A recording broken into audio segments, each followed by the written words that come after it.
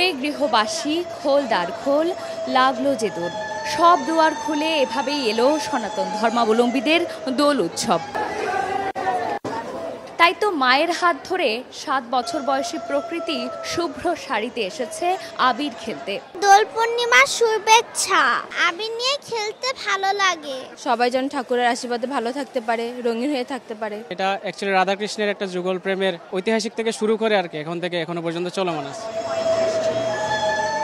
শুক্রবার সকাল থেকেই রাজধানী ঢাকেশ্বরী মন্দিরে আবির খেলায় মেতে ওঠেন ভক্তরা। ঈশ্বরের পায়ে আবির ছোঁয়ানোর পরে সেই শুদ্ধ রঙে রাঙিয়ে তোলেন একে অপরকে। তাদের চাওয়া, দেশের নারী সহিংসতার বন্ধ হয়ে শুদ্ধ হোক সবার মন, নির্ভয়ে আলো ছড়াক দেশের নারীরা। ঠাকুরের কাছে চাওয়া আমাদের দেশটা যেন শান্তিপূর্বক থাকে এবং আমরা যাতে সবাই হোলির রঙে রঙিন হয়ে যেতে পারি। নারীদের উপরে এই অত্যাচারের থেকে যেন আমাদের মেয়েরা মুক্তি পায়। ঠাকুরের কাছে এটাই চাইলাম, দেশের যা অবস্থা সবকিছু যেন ভালো থাকে। বৈষ্ণব অনুসারীদের মতে দোল পূর্ণিমায় রাধিকা ও গোপিনীদের সঙ্গে আবির খেলায় মেতেছিলেন শ্রীকৃষ্ণ। তাই তো এই দিনকে তারা প্রেম, বসন্ত ও মঙ্গলের দিনও বলে থাকেন।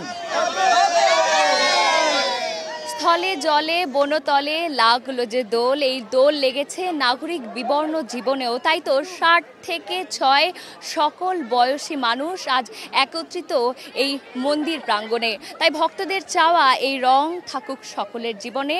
চন্দ্রিমা চৌধুরী, সময় সংবাদ, ঢাকা।